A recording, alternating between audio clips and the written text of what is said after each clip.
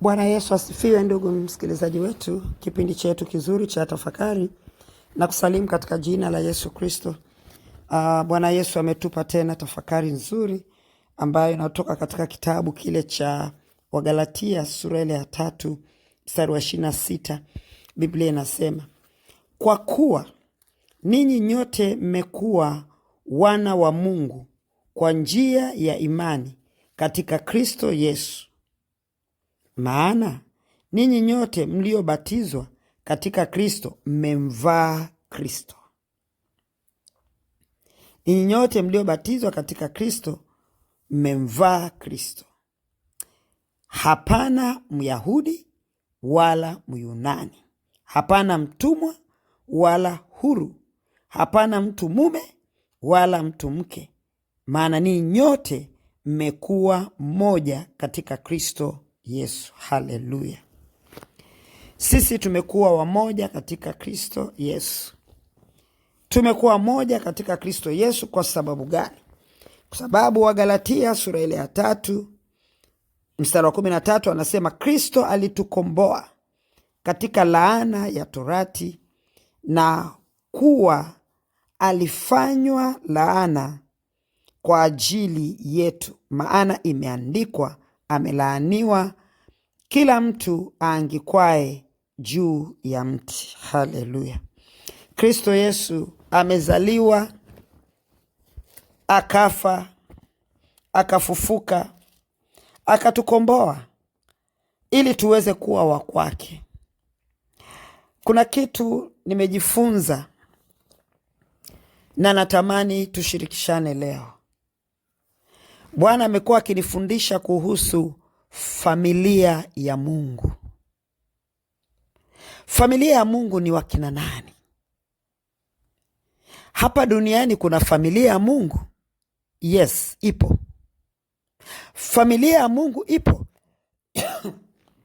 Familia ya Mungu ni muunganiko wa wale watu ama hao watu waliompokea Kristo kuwa Bwana na Mwokozi wa maisha yao. Wamemfanya Kristo kuwa daraja la kuwaunganisha na Baba yao, ambao walimkimbia muda mrefu kutokana na dhambi ya Adamu na Hawa. Familia ya Mungu ipo duniani, ni majumuisho ya wenye mwili wote waliokubali kuishi sawasawa na mapenzi yake Mungu. Hiyo ndiyo familia ya Mungu. Sasa sisi ambao tuliokolewa, kwa maana kwamba kwa njia ya imani sisi tumefanywa ama tumezaliwa na Kristo Yesu, tukabatizwa katika Kristo, tukamvaa Kristo. Haleluya. Kumvaa Kristo ndio utambulisho wa wana. Kumvaa Kristo ndio utambulisho wa uraia wa mbinguni. Kumvaa Kristo ndio utambulisho wa mmoja wa familia ya Mungu. Sasa jambo hili limenifanya mpaka mtazamo hata wa utumishi katika utumishi alioniitia Mungu nikaubeba katika namna tofauti. Tunapokaa kanisani, siwatambui watu kama washirika. Natambua kwamba sisi ni familia. Na kutambua kwamba sisi ni familia inakupatia wewe kiongozi ama mimi kiongozi na wale ambao tuko pamoja pale kwamba ni waumini. Tunakuwa tumebeba sura moja. Ikifika wakati wa kuabudu, tunaabudu sote, maana sisi ni familia. Ikifika wakati wa kula, tunakula sote. Kwa hiyo hata ikifika wakati wa neno, tunahudumiwa sote. Hivyo tunamfanya Bwana Yesu kuwa Bwana wa mahali pale, na Baba yetu wa mbinguni kuwa baba yetu sote. Kwa hiyo hakuna bosi, hakuna mkubwa, hakuna mjuaji, hakuna anayejua zaidi, ila Bwana huchukua nafasi yake kutuhudumia sisi kama watoto wake. Haijalishi atatumia kinywa changu, haijalishi atatumia kinywa cha nani, lakini sote tunakuwa tuko at par. Sote sisi ni familia, ni watoto. Familia nzuri inayopendana, wakati wa chakula utawakuta mezani wamekaa wote, baba, mama, watoto, kama ni wajukuu, wako mezani wanakula pamoja. Unaona, chakula ni cha sisi sote, kwa sababu tunajitambua sisi ni familia. Sasa kanisa la Kristo, unajua, tumekuja kujikuta kwamba tumebadilisha mfumo wa uendeshaji wa jinsi ya Mungu na watoto wake anavyotaka kukaa.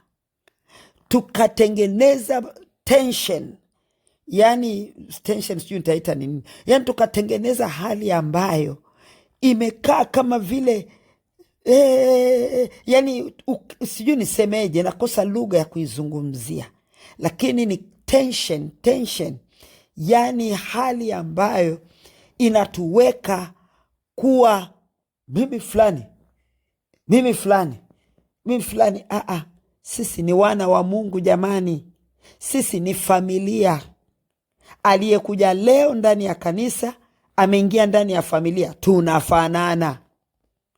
Tunapojibeba kwa sura hiyo, unajua hiyo inaondoa kujiinua ndani ya kanisa, inaondoa wengine kujiona bora ndani ya kanisa, inaondoa wengine kuona sisi ndio wahusika hapa. Kwa hiyo inaondoa hayo, na hayo ndiyo yanayoleta migawanyo ndani ya makanisa yetu. Hebu utafakari ya leo, tumruhusu Bwana atuponye. Jamani, mimi ni askofu lakini ni mwana. Tukikaa ndani ya kanisa kama familia, ni uponyaji wa kanisa. Hata yule ambaye ajui kitu, yuko hapo chini, anajisikia naye kuinuliwa. Maanake anaona yule aliye juu naye ameshuka, kwa sababu sisi ni watoto, twakaa pamoja. Kukaa mezani, kula mezani pamoja kifamilia, kukaa sebuleni pamoja, baba, mama na watoto, haimfanyi mtoto kuwa baba. Nafasi ya mtu itabaki pale pale. Tena ndio mtu ataheshimiwa zaidi, tena ataheshimiwa kutokana na upendo ule ambao ni wa ndani. Unajua sasa hivi ndani ya makanisa yetu watu wanatuheshimu, watumishi wa Mungu, viongozi, kwa uoga na unafiki na hila, lakini hawatupendi kwa sababu tumejiinua. Jamani, sihitaji kujiinua ndio niweze kujulikana kwamba mimi ni baba, mimi ni kiongozi wako. Nahitaji kukaa kama mwana na wewe ukae kama mwana. Tupendane sisi kwa sisi. Haitaondoa nafasi yako bishop, haitaondoa nafasi yako pastor, haitaondoa nafasi yako apostle, haitaondoa nafasi yako prophet, haitaondoa nafasi yako evangelist, haitaondoa nafasi yako wewe ambaye ni mwalimu, teacher, wala haitaondoa nafasi yako wewe kiongozi wa maombi, haitaondoa nafasi yako wewe kiongozi sijui wa kwaya, sijui nani, sijui shemasi, sijui haitaondoa. Lakini hapa kuna kitu, kuna siri. Ni kitu cha kawaida sana, lakini ni siri ambayo imebeba uponyaji wa kanisa. Kwa hiyo unapokaa baba mzazi na watoto wako, wanasikia furaha. Ndio hata wakiwa mbali wanatamani kwenda nyumbani wakakae na baba yao. Bwana Yesu asifiwe sana.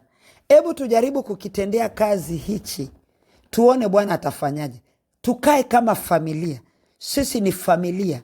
Kwa hiyo tujitengenezee mazingira ya kuwa kama ndugu fulani vile. Tunakaa mahali pamoja katika furaha. Hiyo inajenga unity in Christ.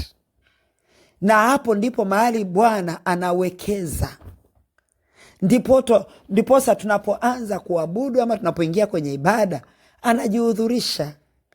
kwa sababu mahali ambapo umoja upo, mshikamano upo, kutambuana kupo, Bwana anakuwepo. Maana hakuna anayejiinua dhidi ya mwenzie. Tafakari yetu ya leo imebeba neno dogo sana, lakini lenye uponyaji mkubwa. Naomba tukalifanyie kazi. Kama tuko kanisani, wewe ambaye ni mlezi wa kanisa hilo, hebu tambua na wewe ni mwana Maanake haujakufa, hujaenda mbinguni bado tuko duniani, na bado sote maisha yetu yanakaguliwa na yeye mmoja tu. Kama anavyokagua maisha ya yule ambaye amenipa mimi kumsimamia, ndivyo anavyoyakagua na maisha yangu mimi aliyenipa kuwasimamia watu. Kwa hiyo sasa mimi nikitengeneza mazingira yangu, nikajitambua kwamba mimi ni mwana wa Mungu na wale ambaye Bwana amenipa ndio familia yangu, tunakaa pamoja, basi niibebe ile familia. Panapotakiwa kukemea, kukaripia, mtoto akikosea, mzazi anachukua fimbo anamchapa. Haiondoi, yani angalia, atamchapa asubuhi, atamchapa mchana, atamchapa jioni, lakini usiku watakaa kwenye meza moja wanakula chakula. Hiyo ndio tabia ya kifamilia na ndio Mungu anapenda, kwa sababu hapo sasa panabeba nini? Msamaha unakuwepo. Lakini leo tunakuta kwamba tuko ndani ya makanisa yetu, alafu tunajikuta tunazozana kisirisiri, tunachukiana. Jamani, nafsi zinaenda kuzimu, watu tunakufa, tunapotea kwa sababu tuliwekeza vitu ndani, tukanyamaza navyo, hatukuwa na jinsi ya kutoa. Unajua kuna mtu anasamehe hata bila kuomba msamaha kutokana na mazingira yakitengenezwa vizuri. Mtu anaenda tu mbele za Mungu anasema, Baba, mimi nimewasamehe, mimi nimemsamehe fulani, naomba na wewe unisamehe. Anasamehe huko. Kwa nini? Mazingira yametengenezwa gani? Anapoona mimi ambaye ni kiongozi nimekaa na watoto ambaye ndio yeye, ambaye labda alinichukia kwa sababu siku fulani nilisema hivi, nilifanya hivi, nilifanya vile. Anapoona vile ambavyo tunakaa kama familia, kama watoto, mimi nimejishusha, tunakaa pamoja, anaona maskini, kumbe mimi ndio mbaya. Tena ataenda mbele za Mungu aseme, mimi ndio mbaya, mimi ndio jambazi, mimi ndio mwenye shida, mimi ndio nisamehe Bwana. Kwa hiyo unalitengeneza kanisa watu wataingia kutubu. Kanisa watu wataishi katika uaminifu. Watu wataishi katika uaminifu ambao wa kupendana. Kwa hiyo rohoni, kule kwenye moyo, kwenye nafsi, watu wataanza kupendana. Utaona tu watu wanaanza kujirudi, utaona tu watu wanaanza kushuka, utaona tu watu wanaanza kubebana, utaiona mioyo ya watu ikifumuka kwa nje, ikionekana kwa vitendo. Sasa hivi jamani, tukienda duniani, watu wana vyama, watu wanakaa makundi, wanafanya vitu vyao, wanaelewana. Lakini sisi kama kundi ndani ya kanisa hatuelewani, kwa sababu hatujataka kukaa kama familia. Hao wanaokaa nje wanakaa kama familia, na sisi hebu tukae kama familia. Wacha tafakari yetu ya leo ikatupe kufanya hii exercise. Inaweza ikasomeka kwamba ni ya kawaida, lakini nakwambia hivi, imeleta uponyaji hata kwenye kanisa letu. Tunakaa kama familia. Yani tunakaa tunasema jamani, baada ya ibada tunaomba tukae kama familia. Alafu watu tunazungusha viti, tunakaa round kama familia. Kanisa kama watu ni wengi, basi sisi tuko wachache, tunakaa round mzunguko. Kama kanisa watu ni wengi, hamwezi kukaa round, basi mnakaa vile, lakini mnaanza kutengeneza mazingira ya kusema, kuzungumza kama familia, ili mradi mmetambua nyinyi ni familia, kwa sababu la msingi ni kutambua nyinyi ni wakina nani. Sasa leo tafakari yetu inatujulisha ya kwamba sisi ni familia ya Baba yetu Mungu wa mbinguni, ni familia ya ufalme wa mbinguni. Kwa hiyo wote tukijijenga kwa sura hiyo, jamani, hatuoni uponyaji ndani ya kanisa. Mimi kanisani kwetu uponyaji upo, kwa sababu tunakaa kama familia. Tena tunajadili vizuri, yani tunakaa, huyu anatoa mawazo, huyu anatoa. Hata yule anayeonekana alikuwa anajiona kwamba jamani mimi, anaona kumbe na mimi pia natambulika ni mtu, anaanza kujikunjua. Umeponya nafsi ya mtu. Hata akiwa kule mitaani, akiwa wapi, watu wakimngonga, watu wakifanya ile, anasema lakini na familia yangu kanisani.